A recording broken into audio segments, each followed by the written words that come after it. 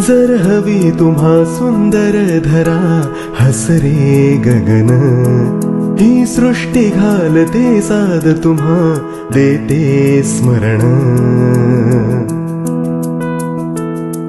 जर हवी तुम्हा सुंदर धरा, हसरे गगन, ही सृष्टी घालते साद तुम्हा, देते स्मरण.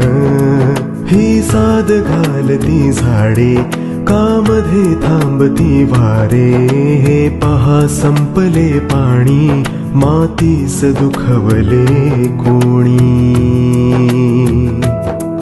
ही जीवसृष्टी हा निसर्ग सुंदर, मातीची पुण्याई, सांगती उद्याच्या पिढ्या म्हारे, जपा जपा हिरवाई. थांबवू चला हे प्रदूषण, लाभू दे जगा संजीवन, या करू जतन वातावरण, रे चला जपू पर्यावरण.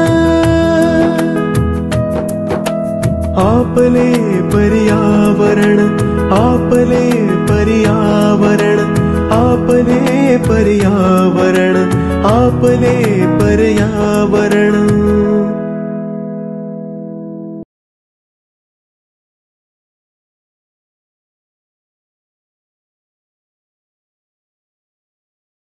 नमस्कार मंडळी, मी सुरभी वालावलकर पुन्हा एकदा तुम्हा सर्वांचं खुली पर्यावरण शाळेच्या 30व्या भागामध्ये खूप खूप स्वागत करते. ऑनलाईन खुली पर्यावरण शाळा हा उपक्रम ठाणे महानगरपालिका आणि पर्यावरण दक्षता मंडळ यांच्या संयुक्त विद्यमाने सुरू करण्यात आला आहे आणि आज आपण आपल्या 30व्या भागापर्यंत पोहोचलो आहोत. पर्यावरण दक्षता मंडळ ही संस्था गेले 25 वर्ष पर्यावरण शिक्षण, संवर्धन आणि जनजागृती या क्षेत्रामध्ये ठाणे आणि त्याच्या आसपासच्या भागामध्ये कार्यरत आहे. आज आपण एका वेगळ्या विषयाविषयी जाणून घेणार आहोत.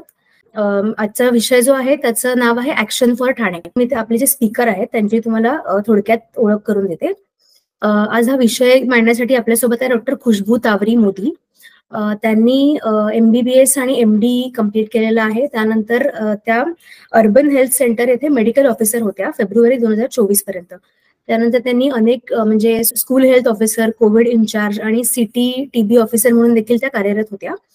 त्यांनी स्लम एरियामधल्या यंगस्टर्स आणि कन्स्ट्रक्शन वर्कर्ससाठी डी ॲडिक्शन आणि अँटी ॲडिक्शन ड्राईव्ह देखील कंडक्ट केलेले आहेत.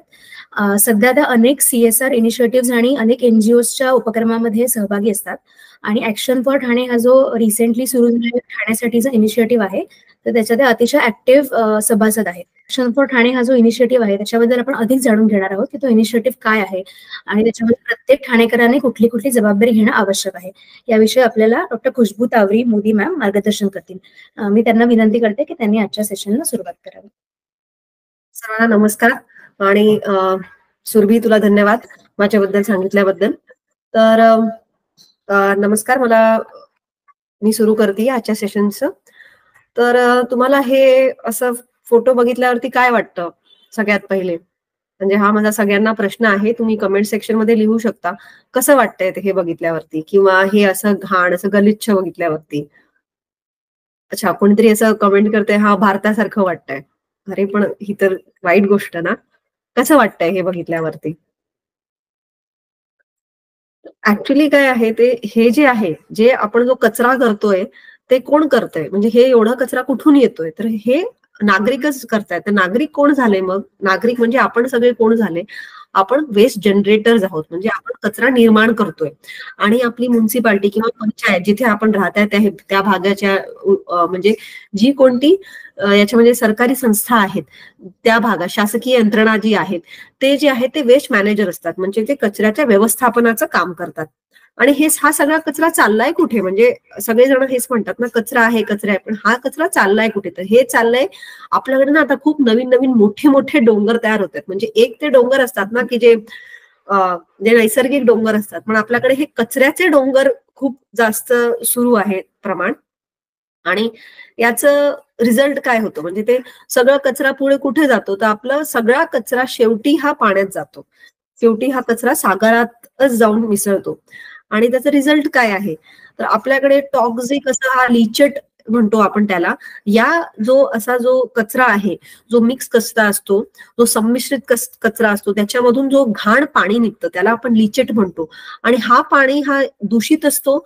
आणि हा जेव्हा आपल्या फूड चेनमध्ये किंवा आपल्या पाण्याच्या स्तोत्रात जेव्हा हा पाणी मिक्स होतो, तर त्याच्यामुळे आपली पूर्णची पूर्ण फूड चेन आणि त्याच्यामुळे खूप इन्फेक्शन होतात. तसंच या कचऱ्यामधून आपण खूप ठिकाणी आपण ऐकलं असेल की तिथे आग लागली आहे किंवा काही असं आहे, तर त्या कचऱ्यामधून जी गॅसेस निघतात त्यांनी पण, त्या प्रदूषणाने पण खूप लोकांना दम्याचा त्रास आणि वेगवेगळ्या प्रकारचे त्रास होतात. ऑफकोर्स त्याच्यामुळे काय होतंय, तर आपल्याकडे केवढे डम्पिंग साइट्स आहेत आणि त्याच्याबद्दलची माहिती तुम्हाला स्क्रीनवरती दिसतीये. इथे मी नमूद करू इच्छिते की याच्यामध्ये, या डेटामध्ये 2.5 लाख ग्रामपंचायतींचा डेटा नाहीये. म्हणजे आणि आता सद्यस्थितीमध्ये एक नवीन शोध झाला आहे, त्याच्यामध्ये ग्रामपंचायती सगळे मिळून जो कचरा होतोय तो आता शहरी कचऱ्यापेक्षा जास्त झालेला आहे. आणि याच्याबद्दल आपल्याकडे सद्यस्थितीत तरी यंत्रणा नाहीये. आणि जर त्याचं कॉस्ट बघितलं तर 1 लाख करोड आपल्याला लागणार आहे. आणि ते का तिकडे जाते, हा सगळा जो कचरा आहे, ज्याला आपण कचरा म्हणतोय, ते ऍक्च्युली ते कचरा नसून तिथे खूप सारे कचरा वेचक काम करतात. पण आपल्यासाठी जो कचरा आहे तो दुसऱ्यांसाठी तो रिसोर्स आहे, त्याच्याने त्याची उपजीविका चालते. पण तरी हा कचरा त्याचं योग्य ठिकाणी न जाता ते कुठे चाललंय, तर डम्पिंगला. तर का चाललंय, कारण आपण सेग्रिगेट करत नाही, आपण घरच्या घरी कचऱ्याचं वर्गीकरण करत नाही. आणि कचऱ्याचं वर्गीकरण आपण काय, मी कशाला करू, ते आहेत ना, महानगरपालिका कशाला आहे किंवा शासन यंत्रणा कशाला आहे. पण हा जो आहे, हे कचऱ्याचं वर्गीकरण हे घरीच करणं, म्हणजे सोर्स सेग्रिगेशन, जिथे तो कचरा निर्माण होतोय तिथेच त्याचं वर्गीकरण करणं खूप महत्वाचं आहे. आणि महत्वाचं म्हणजे मी आता कुठेतरी गेलेले आणि ते, अरे कचरा उचलण्याचा तुम्ही काय विचार करताय, आम्ही ते उचलण्याची जबाबदारी घेऊ. अरे हो, पण तुम्हाला इथे नाही दिसणार म्हणजे ते कचरा जातंय कुठे, ते कचरा डम्पिंगला जातात. पण आम्हाला त्याचं परवा नाही, आम्ही इथून उचलू. म्हणजे आमचं घर नॉट इन माय बॅकयार्ड म्हणून ते एक पुस्तक आलेली सेंटर फॉर एन्व्हायरमेंट अँड रिसर्चची. आणि त्याच्यामध्ये असं होतं की ते माझ्या घरच्या बाजूला नको, मी माझं घर आणि परिसर स्वच्छ करेन, मग मी तो कचरा बाहेर टाकला तरी चालेल, माझा परिसर स्वच्छ असायला हवा. आणि सगळ्यांना वाटतं ही जे काही आहे ती शासनाची जबाबदारी आहे. कारण मी असं पण खूपदा ऐकलेलं आहे की मग शासनाने बंदी घालावी, आम्ही काय करणार. आणि आपण मोर अँड मोर आपण खूप असं आहे की यूज अँड थ्रो, आज वापरलं उद्या फेकून द्या. पण मग याचं सोल्युशन काय, मग असेच डम्पिंग होत राहणार. आपण वायू प्रदूषण, आपण म्हणजे जल प्रदूषण, अथवा आपण आपलं सॉइल पोल्युशन आपण हे करतच राहू का, तर नाही. सोल्युशन खूप सोपं आहे की आपण वर्गीकरण करत नाही, आपण वर्गीकरण करावं. आणि कुठे करावं, जिथे कचरा निर्माण होतोय. आणि कुठे निर्माण होतोय, तर आपल्या घरी निर्माण होतोय, तिथेच आपण वर्गीकरण करावं. आपल्याला माहिती असायला हवं, आपण प्रयत्न घ्यायला हवे माहिती करण्याचे की आपला कचरा कुठे जातोय. फक्त आपला परिसरच नव्हे, तर आपण पूर्णच्या पूर्ण याच्याबद्दल विचार करायला हवा. आणि त्याच्यामुळे ना आपलं सगळ्यांचं आरोग्यासाठीही हे फार उपयोगी राहील. कारण खूप वेळा हे विषय निघतात की जी लोक डम्पिंगच्या आजूबाजूला राहतात त्यांची जी लाईफ एक्सपेक्टन्सी आहे, ते किती वर्ष जगतात, त्याच्यामध्ये परिणाम होतोय. ते 10-10 वर्ष कमी, कारण त्यांना दम्याचे आजार आणि बाकीच्या टाईपचे आजार खूप लवकर होतात. तर आपण ही आपली जबाबदारी स्वीकारली पाहिजे की माझा कचरा ही माझी जबाबदारी आहे, की त्याचं योग्य प्रकारे नियोजन झालाच पाहिजे. आणि आपण यूज अँड थ्रोला करायला हवं. आणि हे सगळी कल्पना घेऊन, आणि कसं आहे, खूप लोक याच्यामध्ये काम करतायत. पर्यावरण दक्षता मंडळ जिथे आपण आज आहोत, ते मला वाटतं 25 वर्ष गेली याच्यामध्ये काम करतात. आणि अशी खूप लोक होती. मग संकल्पना अशी झाली की हे सगळे लोक काम करतायत, पण त्याचं असं मोठा इम्पॅक्ट नाही दिसत आहे आपल्याला. मग सगळी लोक थोडं थोडं सायलोज मध्ये काम करतात. सगळ्यांनी एकत्रित येऊन जर काम केलं तर यालाच आपण लोकसहभागातून ही एक लोक चळवळ बनेल. आणि जोपर्यंत हे लोक चळवळ बनत नाही, आणि तोपर्यंत हा मुद्दा असा नाहीये की ते आपले जे नेता आहेत त्यांच्या लक्षात आणून द्यायला हवं, प्रशासनाच्या लक्षात आणून द्यायला हवं. आणि त्याच्यासाठी लोक चळवळ बनणं फार महत्वाचं आहे. आणि असा विचार करून ठाण्यामधल्या जेवढ्याही संस्था आहेत, त्याच्यामध्ये मग पर्यावरण दक्षता मंडळ झालं, अँटी प्लास्टिक ब्रिगेड झालं, समर्थ भारत व्यासपीठ आहे, स्त्रीमुक्ती संघटन आहे, परिसर भगिनी विकास मंच, ल्हास ग्रीन आहे, आर निसर्ग फाउंडेशन आहे, हिरवा स्वप्न आहे. आणि अशा प्रकारच्या जेवढेही पर्यावरणवरती काम करणाऱ्या संस्था आहेत त्या एकत्रित आल्या, एका मोठ्या छताच्या आतमध्ये आल्या आणि त्यालाच आपण ऍक्ट म्हणतोय. ऍक्ट ही एक वेगळी काही संस्था नाहीये, पण आपण हे सगळे लोक एकत्रित आले आणि कशाला, की ठाण्याला जास्त राहण्यायोग्य बनवायला आणि त्याला सस्टेनेबल बनवायला. आणि म्हणून आपण हा सुरू केलाय उपक्रम ऍक्ट. आणि त्याच्यामध्ये जो पहिला आपण हाती घेतलेला आहे उपक्रम तो आहे चलो थाने अब से 3 बिन. याच्याबद्दल थोडीशी माहितीसाठी आपण एक व्हिडिओ बघणार आहोत आता. पृथ्वीवरील कोणतीही जागा परिपूर्ण नाही. प्रत्येक समाजाला काही ठराविक समस्या असतात. भ्रष्टाचार, प्रदूषण, शिक्षणात असमान प्रवेश, न परवडणारी घरे, भूक, दर्जेदार आरोग्य सेवेचा अभाव इत्यादी. मग या साऱ्या समस्या कोण दूर करणार? स्थानिक सरकार, व्यावसायिक, स्वयंसेवी संस्था का शैक्षणिक संस्था? आदर्श व निरोगी समाजात हे सर्व घटक महत्त्वाचे आहेत, पण तरीही त्यातील कुठल्याही एकाला समाजातील सर्व अडचणी सोडविणे शक्य नाही. म्हणूनच समाजामध्ये अशा काही व्यक्तींची गरज आहे ज्या स्थानिक समस्या सोडविण्यामध्ये कार्यरत आहेत. याला नागरिकांची चळवळ म्हणतात. एखाद्याने जर चांगली कृती केली तर समाजातील इतरांना देखील ते करण्यास प्रोत्साहन मिळते. प्रभावी नागरिक चळवळ ही समाजाच्या गरजा आणि त्याबद्दल नागरिकांची सामाजिक बांधिलकी यावर अवलंबून आहे. आदर्श लोकशाही नेहमीच नागरिकांना प्रोत्साहन देत असते आणि जेव्हा लोक सहभागी होतात तेव्हाच लोकशाही मजबूत होते व नागरी चळवळ विविध रूपे घेते. ही चळवळ राजकीय असू शकते, पण एखादी व्यक्ती स्वेच्छेने एनजीओत सामील होऊन पैसे जमा करू शकते किंवा एखाद्या विषयाला वाचा फोडू शकते. कोणीही व्यक्ती नागरिकांचा नेता होऊ शकतो. जेव्हा सामान्य लोक माणुसकी दाखवतात तेव्हाच समाजात बदल घडतो आणि एकत्रितपणे आपण निरोगी समाजाच्या निर्मितीसाठी एक प्रभावी शक्ती तयार करू शकतो. आपले शहर नागरिकांनी बनते. आपल्या शहरासाठी योगदान द्या व आम्ही ठाणेकर या ग्रुपमध्ये सहभागी व्हा. तर अशा प्रकारे जो आहे त्या ऍक्ट नावाचा ग्रुप म्हणजे it is action for Thane या ग्रुपची आपण स्थापना केली. आणि त्याच्यामध्ये बेसिकली आपण काय करतोय तर आपण लोकसहभागातून एक लोक चळवळ निर्माण करण्याचा प्रयत्न करतोय. आणि सध्या जे आपण हाती घेतले ते आहे कचरा व्यवस्थापन. तर कचरा काय असतो? कचरा जे आपण एक वापरतो आणि फेकून देतो तो कचरा आहे आणि त्याचंच योग्य नियोजनलाच आपण वेस्ट मॅनेजमेंट म्हणतो. की त्या कचऱ्याला आपण एक रिसोर्स कसं बनवायचं की त्याच्यातून काहीतरी आपल्याला आउटपुट मिळेल. त्याच्यातून आपण तर भारतीय लोक आहोत, आपल्याला माहिती आहे आपण ते टूथपेस्ट पण एकदम शेवटी ते संपेपर्यंत वापरतो. तशा प्रकारे प्रत्येक गोष्ट आपण किती त्याचा पुनर्वापर केला पाहिजे त्यालाच आपण कचरा व्यवस्थापन म्हणतो. आणि ते आपण कसं करायला हवं तर ते आपण करायला हवं 3 लेवल वेस्ट सेग्रिगेशन. म्हणजे कचरा हा 3 भागांमध्ये वर्गीकरण हा एकदम जरुरीचा विषय आहे. तर जो एक असं असतो की मिक्स्ड वेस्ट जर आपण केला, सगळी गोष्ट एकाच याच्यामध्ये टाकली तर त्याच्यामध्ये काय काय प्रॉब्लेम असतात तर पर्यावरणाचे प्रॉब्लेम असतात. पर्यावरणामध्ये वॉटर पोल्युशन आलं, एअर पोल्युशन आहे, सॉइल पोल्युशन आहे. तर आपण आपली वायू, आपला जल आणि आपली जमीन आपण सगळ्याचे सगळे दूषित करतोय. परत फायनान्शियल, आता कचऱ्याचं जो बजेट आहे ते मी सांगायलाच नको, प्रश्नच नाही. आणि त्याला सोडून मग आपण हे ड्रेन चोक होते आणि मग आपण ते जे पैसे करतो किंवा मुंबईमध्ये जर सगळ्यांनाच माहिती आहे की पाऊस आला की ते पूर परिस्थिती जी निर्माण होते आणि ती याच्यामध्येच आहे कारण आपल्या ड्रेनमध्ये हा सगळा कचरा जाऊन अडकतो. आणि लिगल ह्युमन स्कॅव्हेंजिंगमुळे आताही आपल्याकडे लोक स्वतः उतरतात या नाल्यांमध्ये हे साफ करायला आणि मग त्यांचा मृत्यू होतो. आणि हे सगळे हजार्ड्स काय आहे तर आपण कचरा वर्गीकरण न केल्यामुळे झालेलं आहे. आणि त्याच्याबद्दल एक आपण काय करायला हवं त्याच्यासाठी एक छोटासा मी व्हिडिओ दाखवतीये.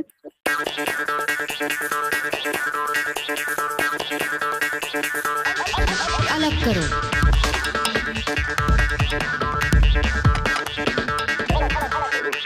अलग करो, अलग अलग अलग अलग अलग करो, अलग अलग अलग करो,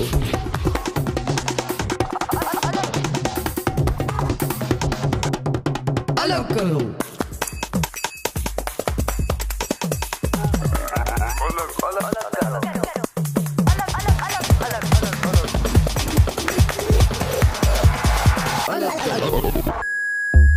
When we separate and segregate everywhere else, then why not here? If separated at source, waste is a resource. All you have to do is segregate your waste using 3 bins. Green for wet waste, blue for dry waste, and red for domestic hazardous waste. Up to 90% of waste can be recovered and reused through composting, recycling, and effective treatment, resulting in a reduction in landfills and garbage burning, giving us clean air, water, and soil. Remember, once it's mixed, it can't be fixed. अलग करो, हर दिन 3 बिन. याचाच एक भाग आहे की आपण का वेगवेगळं केलं पाहिजे. तर त्याचं कारण असंच आहे की जर आपण ते कचरा प्रॉपरली वर्गीकरण केलं तर 90% कचरा हा कचरा न राहून त्या रिसोर्स बनतो आणि त्याच्यामुळे आपण फायदा करू शकतो. तर त्याच्यामुळे जो ओला कचरा आहे त्याचं विघटन होऊन आपण कंपोस्ट बनवू शकतो, जे खत साठी वगैरे खूप चांगलं आहे. बायोगॅस होऊ शकते, त्याचा सीएनजी होऊ शकतो. जो सुका कचरा आहे तो रिसायकलिंगला जाऊ शकतो. आणि जो रिजेक्ट म्हणजे घातक कचरा आहे, घरगुती घातक कचरा, त्याच्यामध्ये आपले डायपर आले, सॅनिटरी नॅपकिन आले, ब्लेड्स आले, ते आपण इन्सिनरेशनला अथवा सॅनिटरी लँडफिलला पाठवू शकतो. आणि फक्त हाच कचरा आहे जो तो मग तो रिजेक्ट मध्ये जाणार आणि तो फक्त 10% उरतो. आणि त्याच्यामध्ये जो ओला कचरा आहे त्याचे जे वेगवेगळे प्रकार आहेत, तर हे सगळे जे आपण एकदम सोपी कल्पना आहे की जे निसर्गातून येते ते निसर्गाला परत जातं. आणि म्हणून हे जेवढं काही निसर्गातून येते ते सगळं जाऊ शकतं. याच्यामध्ये कोणी प्रश्न विचारू शकतो की याच्यामध्ये टेंडर कोकोनट हे तर निसर्गातून आलेलं आहे, पण ते कंपोस्ट व्हायला खूप जड आहे आणि त्याचं जर तुम्ही वेगळं पाठवलं तर कोकोनट पासून आपण खूप साऱ्या गोष्टी बनवू शकतो आणि त्याचा जो उपयोग आहे तो ते घसणी वगैरे ते सगळं बनवायला होतं. आणि म्हणून तसं लिहिलेलं आहे. आणि एक फार कळकळीची विनंती, आपण ती जी काळी बॅग आहे ते प्लास्टिक बिन लायनर, हे एक अगदी नवीन कन्सेप्ट आहे. म्हणजे लहानपणी मला नाही वाटत आपल्या कुणाच्याही घरी एक बिन लायनर असायचा, जी आपण डस्टबिन बॅग ज्याला म्हणतो.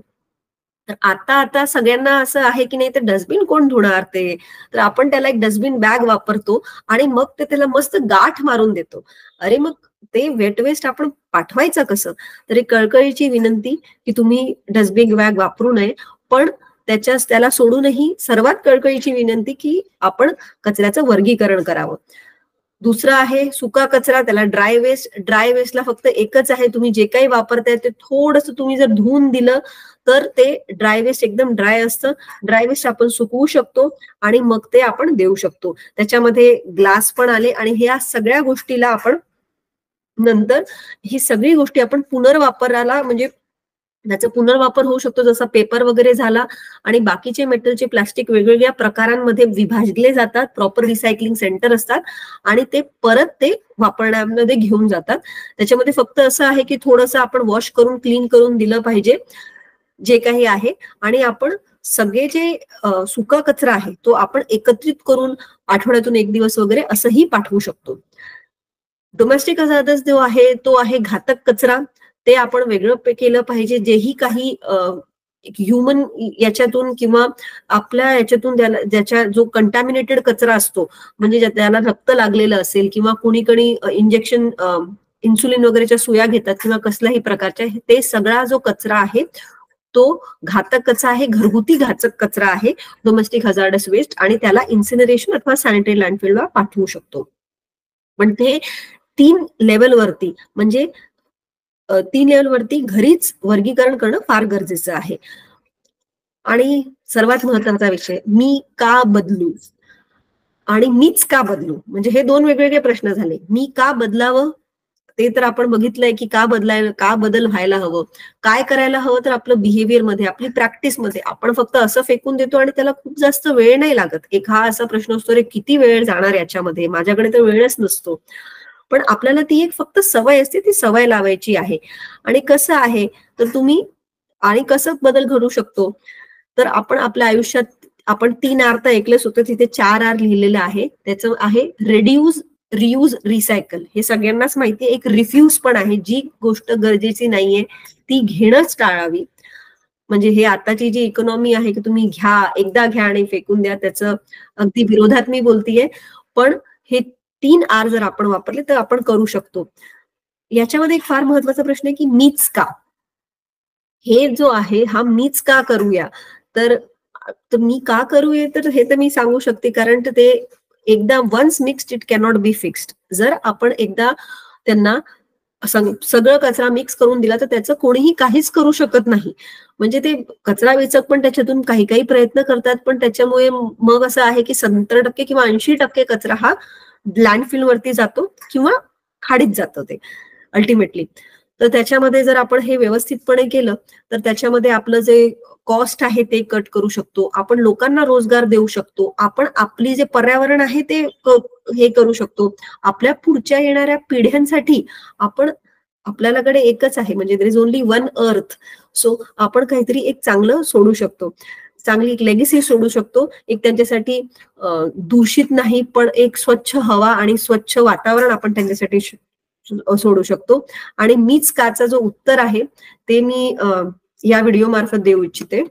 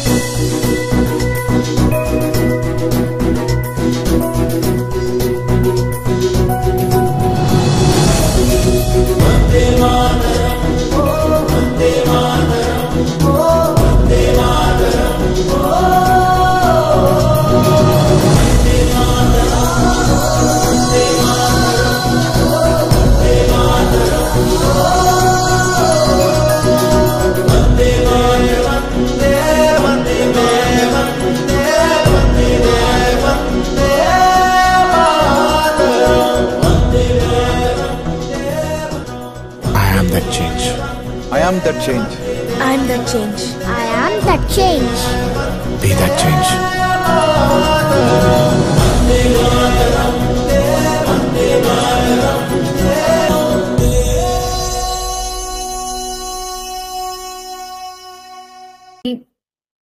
मला वाटतं मी या प्रश्नाचं उत्तर देण्याचा प्रयत्न केला आहे, की जो एक प्रश्न असतो की अरे सरकार करत नाही, घंटागाडी करत नाही किंवा बाकीचे लोक करत नाही, मीच का करावं. तर कुठेतरी आपल्याला जर बदल घडून आणायचा असेल तर तो आपल्याकडूनच सुरुवात व्हायला हवी. तर म्हणून be the change you want to see in the world. तर म्हणून हा जो बदल आहे ते आपल्याकडूनच आपण सुरू करू शकतो. अजून कुणाला काही अजून करायची इच्छा असेल तर काय करू शकतो, तर जसं मी म्हणत होती, रिड्यूस, रियूज, रिसायकल. घरीही आपण खत बनवू शकतो. जो ओला कचरा आहे आपण घरी खत बनवू शकतो. जी प्लास्टिकची बॅग आहे, जो सिंगल यूज आहे, ती कधी प्लीज वापरू नका. आपण घरून एक बॅग नेहमी सोबत घ्या आणि त्या बॅगेमध्ये अजून एक लहानशी बॅग ठेवा जर तुम्ही कुठे जाताय तर. रियूज करा जेवढं होईल तेवढं.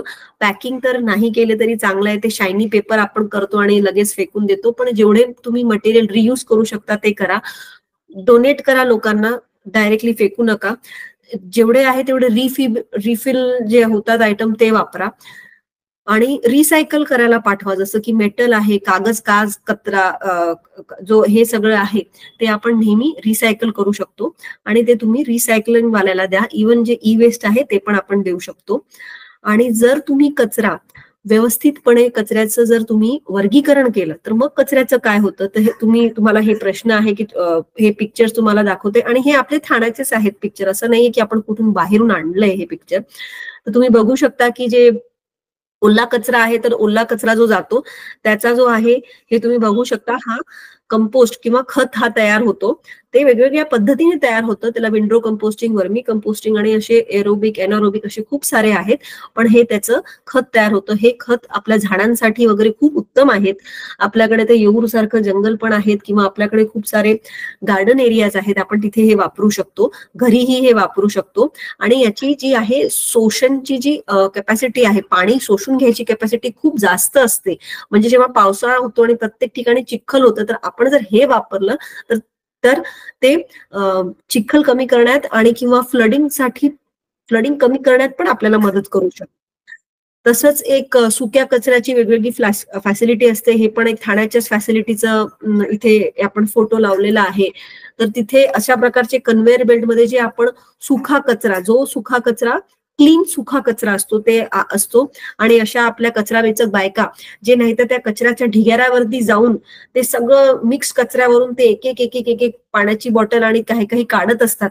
त्याच्यापेक्षा त्यांना हे जे आहे ते एक आपण त्यांना सन्मान देतोय आणि त्यांना आपल्यासाठी तो कचराच आहे, आपण तसंही डिस्कार्ड केलाय, पण त्यांना एक व्यवस्थितपणे त्यांचे रोजगार मिळतो त्याच्याने.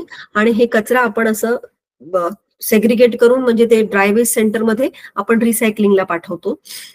अशा प्रकारे जुन्या वस्तू आहेत तिकडे अशा प्रकारचे एक टॉय म्युझियम पण गेलेला आहे. आपल्याकडे मला वाटतं समर्थ भारतचा हा प्रकल्प आहे. नक्की भेट द्यावी सगळ्यांनी अशा प्रकल्पांना. आणि म्हणून मला वाटतं मी शेवट करावं तर त्यामध्ये चलो ठाणे अब से 3 बिन. आपण सगळेजण जे इथे आहोत आपण प्रतिज्ञा घेऊया आणि आपण सगळ्यांना, आपणच नव्हे तर आपण हा मेसेज सगळ्यांकडे पाठवूया. आपण कुठेही काही असा आपण आपल्या परीने आपल्या घरी आपण कचरा वर्गीकरण हे 3 याच्यावरती करणार आहोत. सुका कचरा, ओला कचरा आणि घरगुती घातक कचरा. आणि त्यासाठी आपण सगळे आजपासून प्रतिबद्ध आहोत असं मी गृहीत धरते.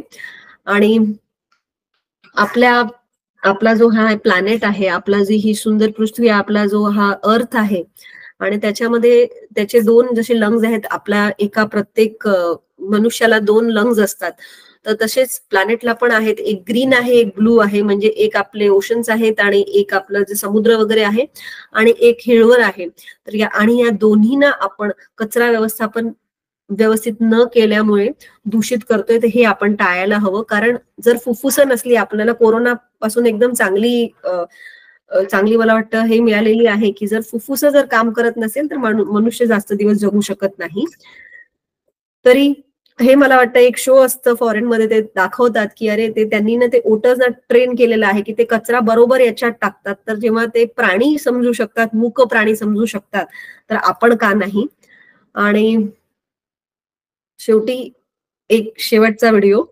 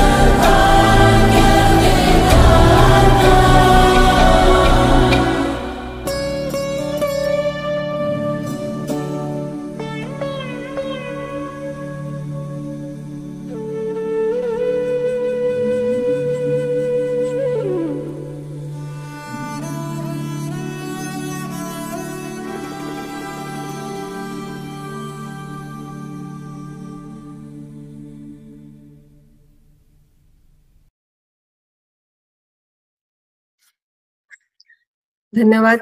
तो हा जो शेवटचा व्हिडिओ होता ते नेहमी माझ्या याच्यात एक हे करून जातं की लोक जेव्हा हे करतात तर आपण आपली जबाबदारी तरी स्वीकारायला हवी आणि आपण बदल घडवण्यासाठी प्रयत्न तरी करू शकतो. सगळ्यांना धन्यवाद. मंच खुला आहे. कोणाला काही प्रश्न विचारायचे असतील तर कृपया विचारावेत. Thank you so much Khushboo ma'am. तुम्ही अतिशय सुंदर पद्धतीने ऍक्टचा काय इनिशिएटिव्ह आहे आणि कचऱ्याचं आपण कशा प्रकारे आपल्या घरातल्या कचऱ्याचं वर्गीकरण कसं करू शकतो आणि त्याचं डिस्पोजल कशा प्रकारे याविषयी खूप छान माहिती सांगितली. आपल्याला काही क्वेश्चन्स आले आहेत तर ते मी विचारते. घरच्या लेवलवरती जी मेडिकल वेस्ट तयार होते त्याचं काय होतं, त्यासाठी काही स्पेसिफिक प्रोव्हिजन आहे का? तर याच्यामध्ये मी सांगू इच्छिते की घरी जो मी घरगुती घातक कचरा आपण ज्याला म्हणतोय तर त्याच्यासाठी एक आहे, त्याच्यामध्ये डायपर आले, सॅनिटरी नॅपकिन्स आले जे आपण वापरतोय. परत आपल्याकडे औषधं असतात जी एक्सपायरी मेडिसिन्स असतात जी एक्सपायर होतात, त्या औषधी आल्या. अजून काही इंजेक्शन किंवा सिरिंजेस आहेत ते आहेत आणि त्याला प्रोव्हिजन म्हणजे ते आपण वेगळं द्यायला हवं. आणि म्हणजे मी सांगते कारण सहज प्रश्न असतो की घंटागाडीवाले उरला सुकाच मिक्स करतात, घातक कुठे वेगळा जायचा. असं आहे की मी तेच म्हणतेय की जर आपण सगळ्यांनी उद्यापासून 3 केलं तर आपण तेव्हा प्रशासनाला जाऊन सांगू नाही आम्ही 3 देतोय आणि कुठे कुठे घंटागाडीवरती पण सोय आहे परंतु ते लोक देत नसल्यामुळे ते एक रुजू होत नाहीये. तर आपण जर ते वेगळं दिलं तर त्याच्यासाठी आपण आपल्या घरीच सोय करू शकत नाही, हा मुद्दा आहे. पण ते जर आपण व्यवस्थित ठिकाणी पोहोचलो तर त्याचा त्या इन्सिनरेशनला म्हणजे त्याला जाळण्यात येऊ शकतं किंवा त्याला सॅनिटरी लँडफिल मध्ये पाठवू शकतो आपण. आणि जर हा प्रश्न आहे की आपण कसं हा कचरा कमी करू शकतो तर आपल्याकडे त्याचे उपाय आहेत. जसं मेन्स्ट्रुअल कप आहे जे आपण सॅनिटरी नॅपकिनच्या ठिकाणी वापरू शकतो. आजकाल मुलांची पण फार वेळेस ना अशी लंगोट येते जी रियुजेबल असते आणि ती खूप चांगल्या क्वालिटीची येत आहेत. म्हणजे आतापर्यंत असा प्रश्न होता ती लीक करते मग सगळं भरतं, पण तशा प्रकारचे नाही. पण अशा खूप साऱ्या ब्रांचेस आहेत ज्या खूप साऱ्या ब्रँड्स आहेत त्या रियुजेबल हे बाकीचे सगळे पण देत आहेत. ओके. ह्याला जोडून एक प्रश्न आहे की अर्धवट संपलेली औषधं कुठे टाकायची? अर्धवट संपलेल्या औषधीबद्दल मी सांगू इच्छिते. अर्धवट संपलेली औषध ही पण घातक कचऱ्यामध्येच येतं. आयडियली ते जे औषध आहे ना ते आपण इन्सिनरेशनलाच पाठवायला हवं आणि त्याचा जो कव्हर आहे तो कव्हर आपण रिसायकलिंगला पाठवू शकतो, पण जी औषध आहे ती या घातक कचऱ्यामध्ये जाईल आणि तो जो घातक कचरा आहे तो मग तो जसं मी तुम्हाला सांगितलं की सॅनिटरी लँडफिल अथवा इन्सिनरेशनला जातो. ठाणेकरांना एक खूप चांगलं याच्यामध्ये अल्टरनेटिव्ह आहे. आर निसर्ग संस्थेतर्फे खूप ठिकाणी असे बिन्स लावलेले आहेत जिथे आपण एक्सपायरी झालेली किंवा अर्धवट जे औषध असेल ते आपण त्याच्यामध्ये टाकू शकतो आणि मग ते जे आहे ते सगळं महिन्यातून एकदा ते कलेक्ट करतात आणि ते सगळं जो वेस्ट आहे ते त्याचं कव्हर वेगळं करून तो सगळा जो कचरा आहे जो मेडिकल वेस्ट आहे ते इन्सिनरेशनला पाठवतात. बायोमेडिकल सिस्टम मध्ये जसा हॉस्पिटलवरून कचरा जातो ते तसं प्रकारे पाठवतात आणि त्याच्यामुळे असा फायदा आहे की आपण जे आता अँटीबायोटिक रेझिस्टन्स म्हणतोय जे खूप वाढीव आहे की लोकांमध्ये नॉर्मल औषधं तयार होत नाही कारण आपण खूप जास्त पण औषधं घेतोय, पण त्याचा एक कारण हा पण आहे. तर ठाणेकरांना तरी याची सोय आहे. ओके. आणि थर्मामीटर जो असतो तो समजा घरामध्ये फुटला तर त्याचा जो पारा आहे तो कुठे टाकायचा? तो हा जो पारा थर्मामीटरचा जो पारा असतो म्हणजे तो मर्क्युरी असतो आणि ते पण घातक कचऱ्यामध्येच येईल आणि जो तो आहे तो त्याला युजली हात लावू नये, म्हणजे हात लावू नये असंच त्याचा हे असतो. पण तो जो पारा आहे जर आपण एका पेपरवरती उचलतो तर पेपरमध्ये जेव्हा आपण उचलायला घेतो तर पारा एकमेकाला चिटकतो. तर जर तुम्ही उचलायला गेलं तर ते उचलायला तसं सोपं आहे, पण एक पेपर घ्यायचा आणि त्याच्यामध्ये ते उचलायला हवं आणि मग त्याची पुडी बांधून तो जो घातक कचरा आहे त्याच्यासोबत ते टाकायला हवं. ओके. आजकाल आपण बघतो की सगळीकडे खूप कन्स्ट्रक्शन सुरू आहे, तर कन्स्ट्रक्शन वेस्ट साठी काही सोय का? कारण बऱ्याच प्रमाणामध्ये वेस्ट जनरेट होते तिथे सुद्धा. कन्स्ट्रक्शन वेस्ट बद्दल असं आहे की कन्स्ट्रक्शन वेस्ट जो आहे जो कन्स्ट्रक्शनचा डेब्री आहे खरं सांगायला गेलं तर ते पण रियुजेबल असतो. म्हणजे तो कन्स्ट्रक्शन वेस्ट जर आपण बघायला गेलं पण त्याची जी प्रक्रिया असते ती फार मोठी असते आणि लोकांना ते आजकाल म्हणजे तो प्रश्नच नाही की कशाला मी नवीन आणेल पण मी जुनं वापरणार नाहीये. पण जो कन्स्ट्रक्शन वेस्ट असतो तो आहे. महानगरपालिकेतर्फे आपल्याला एक नंबर दिलेला आहे आणि आपण जर या नंबरवरती फोन केला तर ती लोक येतात आणि ते काहीतरी नॉमिनल चार्जेस घेऊन आपला पूर्ण कन्स्ट्रक्शन वेस्ट घेऊन जातात.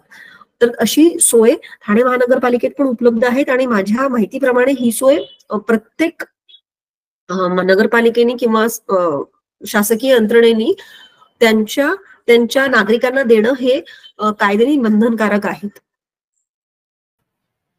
ओके. पुढचा एक प्रश्न आहे की घराजवळ कुत्रा किंवा उंदीर मरून पडल्यास कोणाला कळवावे? घराजवळ कुत्रा किंवा उंदीर मरून पडल्यास ऍक्च्युली हा जो विषय आहे तो असा आहे की ते आपण युजली जे आपले जे कचरा वेचक जे आहेत ना आपण त्यांनाच कळवतो आणि महानगरपालिकेची पण एक हेल्पलाईन नंबर आहे, मला वाटतं ते उपलब्ध आहे, पण ते आपत्कालीन व्यवस्थेसाठी आहे. तर ते एवढं लहानचं तुम्ही जरी टाकलं तर ते करस्पॉन्डिंग तुम्हाला डिपार्टमेंटकडे ते वर्गीकरण होतं त्या फोन कॉलचं. आणि तो जो कचरा तो जो तुम्ही कचरा म्हणताय की हे ते पण ऑब्व्हियसली ते आहे आपलं. तर त्याच्यामध्ये जर तुम्ही त्याला म्हणजे ते आपण पोरतो ना आणि ते because it is again from the nature त्याचं विघटन तर होतं, पण जे लोकल जे कचरावाले आहेत तेच युजली ते घेऊन जातात. त्यानंतर पुढचा प्रश्न आहे की फुटलेली काच किंवा धोकादायक वस्तू कशा टाकाव्यात? फुटलेली काच असं आहे की काच जो आहे, काच तर मी तुम्हाला सांगतेय की काच कम्प्लिटली रिसायकलेबल मटेरियल आहे. पण काचेचा प्रॉब्लेम काय होतो, जेव्हा तो एक फुटतो तो रॅगेड एज जो आहे तो त्याच्यामुळे ना खूप असं कुणालाही कट होऊ शकतो. म्हणजे जो कोणी तो हाताळत आहे त्याला होऊ शकतो. तर ती जी काच आहे तर एक आहे जर ती ग्लास फुटते तर ते आपण खूप साऱ्या लेयर्स ऑफ न्यूजपेपरमध्ये किंवा एखाद्या कार्डबोर्डच्या बॉक्समध्ये त्याची पॅकिंग करावी आणि त्याच्यावरती लिहावं की म्हणजे तो हा इट इज मतलब शार्प ऑब्जेक्ट आहेत म्हणून असं ते. आणि काही काही ठिकाणी जसं पुण्याला वगैरे ते असं क्रॉसचं मार्किंग वगैरे करतात, असं सद्यस्थितीत आपल्याकडे नाहीये. पण आपण ते व्यवस्थित आणि आपण जर ते याच्यामध्ये एक जो हा मी एक थोडस मुद्दा एक अजून सांगू इच्छिते की खूप लोकांचा असा प्रश्न असतो की आम्ही करतोय पण घंटागाडी करत नाही, मग दुसरा काही उपाय आहे का? तर मी हे दोन्ही विषय एकत्रित करते. आपल्याकडे काही संस्था आहेत जे आठवड्यातून एकदा किंवा जसं तुमची फ्रिक्वेन्सी असेल तर ते घेतात आणि आपल्या घरचा सगळा जो कचरा जो सुका कचरा आहे जर आपण साठवून ठेवला आणि सुका कचरा एकदम सुका असेल तर त्याच्यातून वास किंवा काही येत नाही. तर तो कचरा ते आणि कारण मी माझ्या घरचा पण कचरा पाठवते तर मला माहिती आहे, तर ते त्याच्यात आपण एक वेगळं असं पॅकिंग करून आपण त्यांना पाठवू शकतो. अशा प्रकारचं जे आहे. एक जर काच तुटला आयडिया असं आहे की त्याचे अजून छोटे लहान लहान तुकडे करून आपण ते पाठवायला हवं. याच्यामध्ये मी एक गोष्ट आवर्जून सांगू इच्छिते, ती ठाण्यामध्ये खूप रिलेव्हंट नसेल पण खूपदा काय असतो तो ब्लेड असतो जे ही लोक ना दाढीसाठी वगैरे ते पुरुष वापरतात आणि ते ब्लेड खूपदा आपण त्याच कचऱ्यात टाकतो आणि तो जो कचरा आहे ते आपल्या जे गायी वगैरे आहेत ते खातात जो आहे कधी कधी, आणि ते जे त्यांच्या तोंडाला जी इजा होते तुम्ही विचार करा. आणि तसंच जे आपले जे कचरा वेचक आहेत ते त्या कचऱ्यातून हे काढायला जातात. तर हे जे तुम्ही जे ग्लासचं म्हटला तर त्यांना खूपदा कट्स होतात, खूप वेळा त्यांना कट्स आणि मोठे मोठे कट झालेले मी बघितलेले आहे. तरी त्याला व्यवस्थितपणे रॅप करून पाठवावे. ओके. घातक कचऱ्याविषयी अजून एक प्रश्न आहे की घातक कचरा वेगवेगळा गोळा करता येतो का? घातक कचरा वेगळा गोळा करता येतो का? मी एक सोपं हे सांगतेय. वेट वेस्ट आणि ड्राय वेस्ट म्हणजे ओला कचरा आणि सुका कचरा हा तुमच्या घरून रोज निघतोय, म्हणजे त्याला काही नाहीये. आणि जर कोणीही असं मोठे म्हणजे असं ब्रॉडली जर बघायला गेलो तर त्याच्यामध्ये जो ओला कचरा आहे ते आपल्या भारतीय घरातून 60% जो कचरा निघतो, 60 किंवा 60 ते 70% जो कचरा निघतो तो ओला असतो. मग 30% जो कचरा असतो तो सुका कचरा असतो आणि 5 ते 10% कचरा हा घातक कचरा असतो. तर घातक कचरा जसं समजा मासिक पाळीमध्ये कोणी जर पॅड वापरत असेल तर मला वाटतं म्हणजे महिन्यातून काही दिवसच त्यांच्याकडून तो घातक कचरा निघणार आहे. अथवा जर तुमच्या घरी लहान मूल असेल तरच तुमच्याकडे डायपरचा कचरा होणार आहे. तुमच्याकडे काही पेशंट असेल तरच तुमच्याकडे सिरिंज किंवा जे सुई वगैरे आहे ते निघणार आहे. तर आयडियली कसं आहे की प्रत्येक घरी 2 भिंत असायलाच हवे, ओल्या कचऱ्यासाठी आणि सुक्या कचऱ्यासाठी. घातक कचरा जेव्हाही निर्माण होतो तुम्ही त्याला एक सेपरेट प्लास्टिकमध्ये टाकू शकता. आणि जर आपल्या घरचे जे आपल्या बिल्डिंग मध्ये वगैरे कोणीही जर ते हाऊसकीपिंग आहे त्यांना जर सांगितलं हा ओला हा सुका आणि हा जो कचरा आहे घातक कचरा त्याला हात लावायचा नाही, त्याला अशाच्या अशा उचलून तुम्ही एक वेगळ्या थैलीमध्ये, आयडियली ती एक येल्लो रंगाची किंवा पिवळ्या रंगाची पॉलिथिन असते, त्याच्यावरती एक बायोमेडिकल हजार्डचा असतो, पण ते जरी नसलं तरी आपण तो कचरा म्हणजे ते कचरा तो व्यवस्थित काढून टाकू शकतात. कारण सगळ्यांना माहितीये जे हाऊसकीपिंग असतं ते पण काही विकण्यासारखं कचरा असेल तर ते त्याच्यातून काढतात आणि त्याच्यामध्ये जर आपण घातक पण कचरा टाकतात तर तेवढं ते घाणेतून ते त्यांना काढावं लागतं, which is I think inhuman, म्हणजे ते बरोबर नाहीये. तरी असा कचरा हा वेगवेगळा करता येतो, अशा प्रकारे करता येतो तो, आणि हा कचरा फार कमी प्रमाणात निघतो. म्हणून त्याच्यासाठी जर तुमच्या घरी ते नसेलच तर मग तुम्हाला गरज नाहीये. ओके, पुढचा एक प्रश्न आहे झाडांच्या पानांचा बद्दल. झाडांच्या पानांचा पण भयंकर कचरा होतो खाली पडल्यानंतर, तर त्याचं कंपोस्ट होत नाही, तर मग त्यांचं काय करायचं? एक तर याच्यामध्ये असं आहे की त्याचं कंपोस्ट होत नाही, पण मी तुम्हाला अजून एक विषय सांगते याच्यामध्ये, की मला वाटतं आपल्याकडे हिरवा स्वप्न किंवा अशा जे आहेत संस्था त्या याच्यावरती काम करतायत. त्यांचं नेहमीच म्हणणं आहे की जर तुम्ही जसं याच्या अगोदर, आता पावसाळा आता सुरूच आहे, जर तुम्ही कुठे कुठे थोडस म्हणजे एक गड्डा खोदला आणि त्याच्यामध्ये तो पाळापाचोळा टाकला, त्याच्यावरती जर तुम्ही हे टाकलं तर त्याच्या कालांतराने त्याचं सॉइल होतं. तर आपण काही करायला काय जातो, आपण जर घरी मला झाडं लावायची तर मी बाहेरून माती आणते, अरे पण ती माती पण आपण एका नदीच्या काठावर, म्हणजे ते माती आपण कमी करतो ना, आपण माती वाढवायला हवी, बनवायला हवी. तर तो पाळापाचोळाची पण होऊ शकते, पण हो मी मान्य करते तर त्याचं कंपोस्ट लवकर होत नाही. कंपोस्ट मध्ये पण होत नाही, म्हणजे ऍक्च्युली एक लेअर पाळापाचोळ्याची असते, बिकॉज ते कारण ते शोषून घेतं, जे मॉइश्चर जे निघतं ना ओल्या कचऱ्यामधून तो शोषून घेतो. पण पालापाचोळा, कारण आपल्याकडे ठाण्यामध्ये खूप चांगली गोष्ट आहे, हिरवळ खूप जास्त आहे, म्हणून पाळापाचोळ्याचा कचरा जास्त निघतोय. तर त्याचे 2 ऑलरेडी प्रकल्प सुरू आहेत. जी महानगरपालिकेच्या गाडीमधून एक गाडी असते ती फक्त पाळापाचोळा जी जमा करते, सगळ्यांच्या घरून नव्हे पण कुठून जेव्हाही ते जमा करतं तेव्हा त्याचे एक आपण ब्रिकेट्स बनवतो. तर कोल माइन्स किंवा जिथे आपण कोळसा वापरतो तेव्हा हे ब्रिकेट्स वापरता येऊ शकतात. तसाही एक प्रकल्प ठाण्यात आहे. आणि मला वाटतं की प्रत्येक सोसायटीने आपापली जबाबदारी घेऊन जर पुढे आलात की नाही, आमचा हा जो कचरा आहे ओला कचरा तो आम्ही व्यवस्थितपणे करूया, तर आपल्याकडे अशा प्रकारचे खूप संस्था आहेत जे त्यांना योग्य प्रकारे मार्गदर्शन करून त्याची विल्हेवाट कशी लावायची, आणि विल्हेवाट म्हणजे मी शब्द चुकीचा वापरलाय मला वाटतं, त्याचं कशा प्रकारे नियोजन करायचं की त्याच्यामुळे त्याच्यातून पण आपल्याला काहीतरी चांगलं मिळेल, अशा प्रकारच्या खूप संस्था आहेत. म्हणजे तसं इच्छा तेथे मार्ग जर आपण दाखवलं तर आपल्याला नक्की मिळू शकेल. Thank you ma'am. पार्टिसिपंट्सपैकी कोणाला काही अजून प्रश्न विचारायचे असेल तर स्वतःला अनम्यूट करून विचारायला हरकत नाही, किंवा कोणाला काही ऍड करायचं असेल तरी पण ते करू शकतात. काहीच प्रश्न नाहीये म्हटल्यावरती असं असतं की काहीच समजलं नाही किंवा सर्व काही समजलंय. कोणता आहे, कोणी सांगू शकेल? कचरा व्यवस्थापन क्षेत्रामधलेही बरेच जण आपल्या पार्टिसिपंट्स मध्ये आहेत, तर काहींचे काही अनुभव असतील त्या विषयातले तर ते पण ते सांगू शकतात. मॅडम, मी पुण्यात राहते. आमच्या काटेपुरम सोसायटीमध्ये आम्ही ओल्या कचऱ्याचं म्हणजे मोठा हेच आहे, प्रोजेक्टच आहे आमच्या सोसायटीचा तो. तर तिथे ओला कचरा सगळा आपला ओला कचऱ्याचं खत तयार होतं, म्हणजे मोठ्या प्रमाणावर. आमच्या 9 बिल्डिंग्स आहेत जवळपास, आणि प्रत्येक याच्यात 44-45 फ्लॅट्स आहेत. तर एवढ्या मोठ्या कचऱ्याचं फार चांगल्या प्रमाणे खत आम्ही तयार करतो.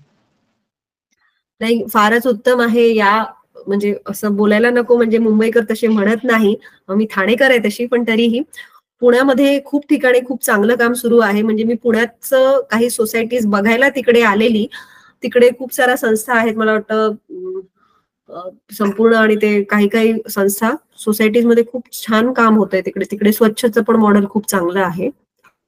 तर फारच उत्तम, थँक्यू. अशी लोक आपल्याला अजून हवीत, आणि अशी सोसायटीज आपल्याला ठाण्यामध्ये हवीत की जिथे आपण तिथे जागोजागी तिथल्या जागच्या जागीच आपण ते वर्गीकरण करून त्याच्यावरती पुढचं पण उपाययोजना करू शकू. घरात पण आम्ही अगदी कटाक्षाने या गोष्टी पाळतो. फारच उत्तम. तुम्ही मला वाटतं हे याच्यासाठी होतं सेशन की तुम्ही ना दुसऱ्यांना जाऊन सांगावं, कारण ज्या अर्थी जी लोक मला वाटतं की हा जो पर्यावरण दक्षता मंडळचा कार्यक्रम अटेंड करतायत, तर मला वाटतं ते सगळे एवढे एन्व्हायरमेंटल कॉन्शियस नक्कीच असतील. आणि जर तुम्हाला काही प्रश्न असतील तर नक्की विचारा. पण कचरा वर्गीकरण मला वाटतं की तुम्ही कशावरतीही असाल, म्हणजे पर्यावरण प्रेमी तुम्ही कोणत्याही प्रकारचे असाल, जसं जल म्हणजे कुणाला नदी बचाव मध्ये असतं, कुणाला झाडं लावण्यामध्ये असतं, तुम्ही कशातही असा, जर कचऱ्याचं व्यवस्थापन व्यवस्थितपणे झालं नाही तर ते प्रत्येक गोष्टीला इफेक्ट करतं. आणि म्हणून हे महत्वाचं आहे. पुढे कुणाचं? एक प्रश्न घेऊया आपण. अजून एक आलेला आहे. हॉटेलमधून आणलेले फूड कंटेनर असतात, त्याच्यामध्ये ते ऑइली असतात बऱ्यापैकी, तर त्यांचं पिशवीत भरून कोणत्या कचऱ्यात टाकायचं? तर फार थँक्स अ लॉट. म्हणजे ते राहिलेलं मला वाटतं माझ्या हाताने. त्याच्यामध्ये मी सांगते की जसं खूप काही एक ते झालं आणि एक ग्रेव्हीचं वगैरे असतं, ते कधी कधी ना काही थोडंसं राहून जातं. एक तर ना ते कधीही टाकताना तो जो आहे ते थोडंसं धुवून एक ती ही असते, गाळणी असते, ती गाळणी नेहमी ठेवायची जिथे आपलं बेसिन असेल, आणि तिथे जो काही आहे ते थोडंसं धुवून मग तो ओल्या कचऱ्यात किंवा सुका कचऱ्यात टाकायचे. आणि हॉटेलचे जे कंटेनर्स असतात त्याच्यासाठी आपण साधं याचं पाणी ठेवू शकतो, म्हणजे निरमाचं किंवा सर्फचं जो पाणी असतो ते टाकून त्याला थोडंसं धुवून आणि मग सुकवून मग आयडियली ते करायला हवं. असं मी एवढं खूप मोठं सांगितलं जसं भीती वाटते, अरे काय सांगताय, एवढं कुठे वेळ आहे. पण मी सांगते त्याला खरंच जास्त वेळ लागत नाही. तुम्ही रात्रीचे ते धुवून असंच उलटं मारून ठेवलं आणि ते दुसऱ्या दिवशीपर्यंत होतात. आणि अशा आहेत आपल्याकडे सगळं, आणि अशी लोक पण आपल्याकडे आहेत की जसं रोजच्या रोज होत नसेल तर आठवड्यातून एकदा गाडी येते, तर ते काय करतात, ते सगळे सुकवायला ना असे चिमठा लावून एक ठिकाणी लावून ठेवतात. जे रॅपर्स असतात किंवा जे कंटेनर्स असतात ते टाकून देतात. आणि नंतर एक दिवशी आठवड्यातून तो एका याच्यात भरायचा आणि ते कचरा आपण खालती फक्त ठेवायचं असतं, बिल्डिंगच्या खालती किंवा जिथे आपण राहतोय, ती गाडी येऊन ती घेऊन जाते. किंवा जसं तुम्ही सांगितलं की जर तुम्हाला तेवढंही करायचं नसेल तर अजिबात नाही, तुम्ही रोजच्या रोज पण पाठवू शकता. पण ते जर तुम्ही धुवून दिलं तर मग तो कचरा योग्य ठिकाणी पुनर्वापराला रिसायकलिंगला जाऊ शकतो. आणि जे तुम्ही म्हटलं ऑइली असतात तर त्याला थोडंसं निरमाच्या पाण्यातून फक्त असं खंकाळणं ज्याला म्हणतात ना, फक्त तेवढं करून आपण ते पाठवू शकतो. ओके, आपण आपल्या भागात म्हणजे असं शेवटाकडे आलो आहोत सेशनच्या. सर्वांचे मला वाटतं बऱ्यापैकी प्रश्न आणि त्यांची उत्तरं मॅमनी दिलेली आहेत. तर अजून काही कोणाला प्रश्न असतील तर त्यांनी नक्की आपल्या ग्रुपवरती पोस्ट करावेत. मी पुन्हा एकदा खुशबू मॅमचे खूप खूप आभार मानते की त्यांनी अतिशय सुंदर पद्धतीने आज आपल्याला मार्गदर्शन केलं. आता एक 2-3 अनाउन्समेंट आहेत त्या करते मी आणि मग नंतर आपण थांबूया. आपण जसं दर एपिसोडला एका दिवसाविषयी माहिती घेतो, तसा आज व्हेल शार्क डे आहे, इंटरनॅशनल व्हेल शार्क डे. तर व्हेल शार्क ही जी प्रजाती आहे ती पश्चिम अटलांटिक महासागरामध्ये सापडते. गेल्या काही वर्षांमध्ये त्यांची संख्या खूप कमी झाली आहे आणि 2016 मध्ये international union for conservation of nature यांच्या यादीमध्ये त्यांना एंडेंजर्ड असं घोषित केलं गेलं. तेव्हापासून 30 ऑगस्ट हा दिवस व्हेल शार्क डे म्हणून साजरा केला जातो. व्हेल शार्क हा उथळ पाण्यामध्ये असल्यामुळे जाळ्यामध्ये अडकण्याची खूप शक्यता असते. तसेच जहाजांच्या प्रोपेलरला आदळून त्याला इजा पोहोचू शकते.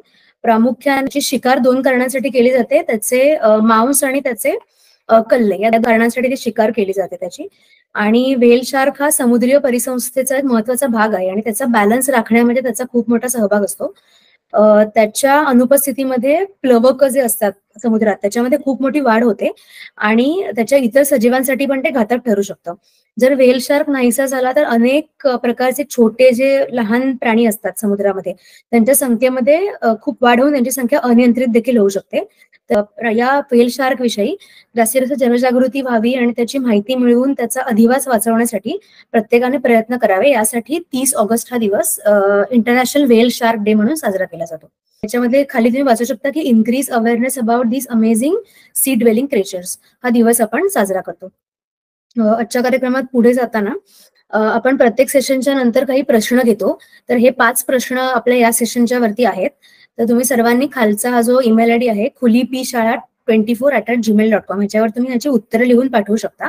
हे प्रश्न मी आपलं सेशन झाल्यानंतर आपल्या ग्रुपवरती पोस्ट करेन. एकदा मी प्रश्न वाचते. 4 R कुठले आहेत व त्याचा कचरा व्यवस्थापनाशी संबंध काय? घरी कचरा वर्गीकरण आपण करतोय पण घंटागाडीमध्ये तो मिक्स होतो, तर याविषयी काय करावं? त्यानंतर वेळ आणि जागेअभावी काय करावे? घरी कंपोस्ट करणे शक्य आहे का? आणि सुका कचरा कुठे पाठवता येईल? असे 5 प्रश्न, सोपे प्रश्न आपल्याला दिलेले आहेत. तर याचे तुम्ही उत्तरं लिहून नक्की आम्हाला खालच्या या ईमेल आयडी वरती पाठवा. मगाशी आता पीओपीचा उल्लेख झाला, तर पीओपीच्या मूर्तीमुळे वॉटर पोल्युशन होतं हे सर्वांना माहिती आहे. तर ह्यालाच पर्याय म्हणून आपल्याकडे शाडू मातीच्या गणेश मूर्ती उपलब्ध आहेत. आपल्या पर्यावरण दक्षता मंडळाच्या ग्रीन शॉपीमध्ये या मूर्ती तुम्हाला मिळू शकतात. तर इथे साधारण 8 ते 21 इंचापर्यंतच्या इको फ्रेंडली मूर्ती अवेलेबल आहेत. गेल्या 12 वर्षापासून आपण नैसर्गिक रंगाने रंगवलेल्या पर्यावरणपूरक मूर्ती ज्या आपण घरच्या घरी विसर्जन करू शकतो त्या आपण इथे विकतो. तर आणि याचा अजून एक दुसरा एक विनंती आहे सर्वांना की तुम्ही या मूर्ती घेतल्यानंतर जेव्हा याचं विसर्जन कराल तर विसर्जन केल्यानंतर जी शाडू माती उरते ती देखील तुम्ही आम्हाला आणून देऊ शकता आणि मग ती आपण पुन्हा पुनर्वापर आपण त्याचा करू शकतो त्या मातीचा. तर तुम्हाला नक्की इथे खाली नंबर दिलेला आहे 9987334277 या नंबरवर तुम्ही बुकिंग करण्यासाठी संपर्क करू शकता. आणि आपला ग्रीन शॉपी जी आहे ती दादोजी कोंडवे स्टेडियम मध्ये आहे, काळा नंबर 15.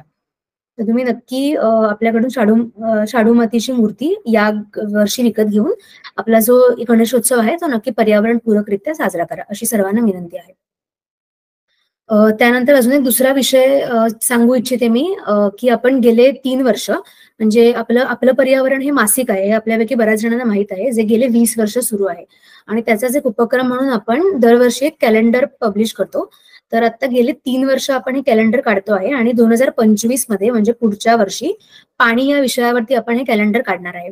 त्यामध्ये आपण पाण्याचा पूर्ण प्रवास दाखवणार आहे, म्हणजे पावसापासून सुरुवात होऊन समुद्रापर्यंत जो पाण्याचा प्रवास असतो तो आपण या कॅलेंडरमध्ये दाखवणार आहे. तर ज्यांना हे कॅलेंडर घ्यायचं असेल त्यांनी नक्की संपर्क करायला हरकत नाही. याचा आपण 6000 कॉपीज पब्लिश करणार आहोत आणि विविध शाळा, महाविद्यालये, लायब्ररीज आणि इव्हन आपल्या सर्वांना विनंती आहे की तुम्ही हे कॅलेंडर नक्की घ्यावं आणि जास्तीत जास्त लोकांपर्यंत हे कॅलेंडर पोहोचवावं. म्हणजे पुढच्या महिन्याचे 4 सेशन्स मी आता अनाऊन्स करू इच्छिते. पुढचा जो पूर्ण महिना आहे तो आपण कचरा या विषयावरच त्याला डेडिकेट केला आहे आणि आज त्याचं पहिलं सेशन देखील झालं. 6 तारखेला आपण personal hygiene and public places या विषय आनंद जगताप यांचं सेशन होणार आहे. त्यानंतर 13 तारखेला इलेक्ट्रॉनिक वेस्ट वरती डॉक्टर संजय जोशी यांचं सेशन होणार आहे. 20 तारखेला बायो कंपोस्टिंग आणि आपण जे घरच्या घरी आपलं बायो कंपोस्ट कसं बनवू शकतो किंवा सोसायटीमध्ये कसं बनवू शकतो याविषयी रुपाली शाहीवाला यांचं सेशन होणार आहे. आणि 27 तारखेला वर्मी कंपोस्टिंग किंवा गांडूळ खत या विषयावरती माझं सेशन आहे. तर हे 4ही सेशन आपले कचरा या विषयावरती आहेत. तर सर्वांना विनंती आहे की तुम्ही ज्या मोठ्या संख्येने आज उपस्थित राहिलात तसंच या 4ही सेशनला देखील उपस्थित राहावं आणि असे लोकांपर्यंत आपला खुली पर्यावरण शाळा इनिशिएटिव्ह नक्की पोहोचवावा. पुन्हा एकदा आपले आजचे स्पीकर डॉक्टर खुशबू मॅमचे मी खूप खूप आभार मानते की त्यांनी खूप छान पद्धतीने आपल्याला माहिती दिली ऍक्ट बद्दल. आणि सर्व पार्टिसिपेंटचे देखील खूप खूप आभार की अतिशय छान आपलं क्वेश्चन आन्सर सेशन सुद्धा खूप चांगलं झालं सेशन नंतरचं. पुन्हा एकदा सर्वांना थँक्यू आणि आपण पुढच्या शुक्रवारी भेटूया 6 सप्टेंबरला. तोपर्यंत नमस्कार.